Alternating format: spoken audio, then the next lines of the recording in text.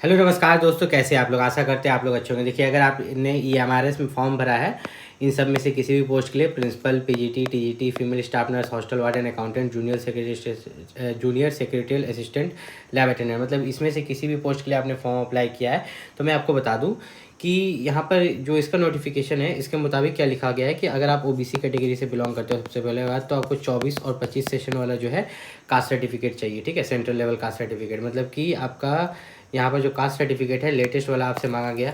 ऊपर से मैं आपको बता दूं कि आप किसी भी कैटेगरी से बिलोंग करते हो, रिजर्व कैटेगरी जैसे कि OBC, SC, ST और EWS, तो EMRS का क्या कहना है कि फॉर्म अप्लाई का जो भी लास्ट डेट है या क्रूशियल डेट है, उससे पहले जो है आपका कास्ट सर्टिफिकेट बना हुआ होना चाहिए। अपलोड करने की जरूरत नहीं है, बस आपके पास बना हुआ होना चाहिए।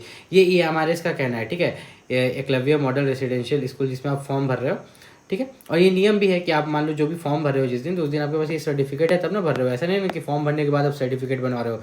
तो बहुत सारे बच्चे मुझे कमेंट करते हैं कि मैंने फॉर्म भर दिया पर मैंने सर्टिफिकेट नहीं बनाया, तो क्या मैं अभी बना लूँ? तो इसमें मैं क्या कर सकता हूँ? देखो, यहाँ नोटिफिकेशन में ये चीज़ लिखा हुआ है, मैं आपको बस इस चीज़ को बता रहा हूँ। ठीक है, मैं बस इस चीज़ को आपको बता रहा हूँ कि फॉर्म अप्लाई का लास्ट डेट से पहले जो है आपके पास कास्ट सर्टिफिकेट बना हुआ होना चाहिए। ये नियम है। ठीक है, अब मान लो आपने गलती कर दी, एग्ज़ाम तो आप दोगे ही दोगे, बाद में जब अब DV होगा तो आप वहाँ पर जाओगे तो अब उनके ऊपर है ना कि वे आपको रिजेक्ट करेंगे या वो बोलेंगे कि ठीक है अभी आपने बनवा के लाया नया वाला, हम एक्सेप्ट कर लेते हैं।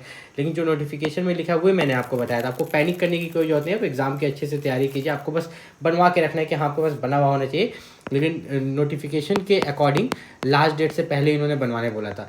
अब हम आगे बात करते हैं, आगे और भी डिटेल मुझे बात करने हैं, जैसे कि ट्रेंड ग्रेजुएट टीचर, ठीक है या किसी के लिए भी जो है आपका कट ऑफ यहाँ पर क्या जाने वाला है, कौन से सब्जेक्ट्स यहाँ पर इंपॉर्टेंट होने वाले हैं EMRS में। तो सबसे इस बार हम जो है छोटा वाला से शुरू करें या ऊपर वाला से? उससे पहले हम सैलरी की बात कर लेते हैं। देखिए, सैलरी जो है बहुत अच्छा खासा होता है। सैलरी की यहाँ पर बात करें तो देखिए, आप TGT का सैलरी देखिएगा ना, ट्रेन ग्रेजुएट टीचर और लाइब्रेरियन, 44,900 से शुरू होता है ये सब। ठीक है, लैब अटेंडेंट का 18,000 वाला रहता है। ठीक है, जूनियर सेक्रेटरी असिस्टेंट का 19,900, अकाउंटेंट का जो है यहाँ पर 35,400 की सैलरी है। देखिए, सैलरी अच्छी खासी मिलती है, मेन होता है एग्ज़ाम निकालना। तो सबसे पहले एग्ज़ाम को देखते हैं, ध्यान से समझिएगा। देखिए, सभी के बारे में बताएंगे, प्रिंसिपल से लेके हम लैब अटेंडेंट तक सभी के बारे में बताने वाले हैं। प्रिंसिपल में आपका कौन सा इंपॉर्टेंट है? देखिए, administration and finance detail syllabus, ये 30 मार्क्स का जो है, और लैंग्वेज कॉम्पिटेंसी जो 20 मार्क्स का है, और ये एकेडमिक्स वाला जो 30 मार्क्स का है। ये तीनों टॉपिक ज़्यादा इंपॉर्टेंट है, ये कर लेते हो तो निकाल लोगे। ठीक है, अभी हम पेपर 1 की बात करेंगे क्योंकि मेंस के लिए आपको अच्छा खासा समय मिलेगा, इसलिए अभी हम सिर्फ प्रीलिम्स की बात करेंगे, प्रीलिमिनरी एग्जामिनेशन की बात करेंगे प्रीलिम्स के बारे में। अब आपका आता है PGT, post graduate teacher. Post graduate teacher में आपका जो है टीचिंग एप्टीट्यूड जो कि आपका 30 नंबर का है, और डोमेन नॉलेज जो कि आपका यहाँ पर ये भी 30 नंबर का है। तो टोटल 60 नंबर आपको यहाँ से आ रहे हैं। तो ये ज़्यादा इंपॉर्टेंट है क्योंकि आपका 100 में से ही कट ऑफ जाएगा। तो 30 जो 60 है, इसमें से अगर ये दोनों सब्जेक्ट आपके अच्छे हैं तो आराम से आपका पोस्ट ग्रेजुएट निकल जाएगा। कारण क्या है मैं आपको बताऊँगा। पहले आप नीचे देख लो, यहाँ पर लैंग्वेज प्रोफिशिएंसी टेस्ट है जिसमें कि आपको 20 में से, ठीक है, यहाँ पर जो है 20 क्वेश्चन में से कितने, यहाँ पर आपको 40% लाना है। ठीक है, टुगेदर, मतलब ऐसा नहीं है कि किसी एक में, मतलब दोनों से मिला के भी अगर आप ला देते हो 40% तो हो जाता है। ठीक है, तो उसके बाद अगर हम बात करें ट्रेंड ग्रेजुएट टीचर, तो इसमें भी जो है आपका टीचिंग एप्टीट्यूड जो 30 नंबर का है, डोमेन नॉलेज जो 30 नंबर यहाँ पर 30 नंबर का है, ये ज़्यादा इंपॉर्टेंट है। मैं इसलिए क्यों बोल रहा हूँ पता है? क्योंकि 30-30-60 तो यही उठा ले रहा है, बाकी में आप थोड़ा थोड़ा भी लाओगे तो चल जाएगा। अब यहाँ पर अगर हम बात करें आपका हॉस्टल वार्डन, हॉस्टल वार्डन के भी बहुत बच्चों ने फॉर्म अप्लाई किया है। हॉस्टल वार्डन में जो है आपका यहाँ पर जो जनरल इंग्लिश लैंग्वेज और जनरल हिंदी और रीजनल लैंग्वेज है 30 नंबर का, ये इंपॉर्टेंट है, और मैथ्स इंपॉर्टेंट है। ये दोनों सब्जेक्ट अगर आपके मजबूत हैं, इंग्लिश हिंदी रीजनल लैंग्वेज में आप हिंदी इंग्लिश में से कुछ भी ले सकते हो, कोई भी सब्जेक्ट ले सकते हो। और क्वांटिटी एप्टीट्यूड जो है 30 नंबर का। मैं कारण इसलिए बताता हूँ कि मान लो कि इसमें किसी एक में आपने 30 में 30 ला लिया, किसी में 30 में 25 ला लिया, बाकी में आप कम कम भी लाओगे ना तो आपके सिलेक्शंस होने के चांसेस है। ठीक है, अब यहाँ पर हम बात करते हैं अकाउंटेंट के लिए। तो अकाउंटेंट के लिए जो सब्जेक्ट्स आपके मौजूद हैं यहाँ पर हम बात करेंगे, तो ये आपका लैंग्वेज वाला है। ठीक है, दूसरा आपका क्वांट है जो कि 30 नंबर का है, और नॉलेज ऑफ ICT जो कि 20 नंबर का है।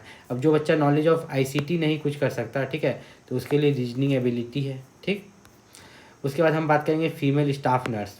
फीमेल स्टाफ नर्स में अगर हम देखें यहाँ पर, तो यहाँ पर 30 नंबर किसके लिए आपका, इंग्लिश हिंदी और रीजनल लैंग्वेज, तो इसको अच्छा आपका होना चाहिए, इंग्लिश और हिंदी आपका अच्छा होना चाहिए।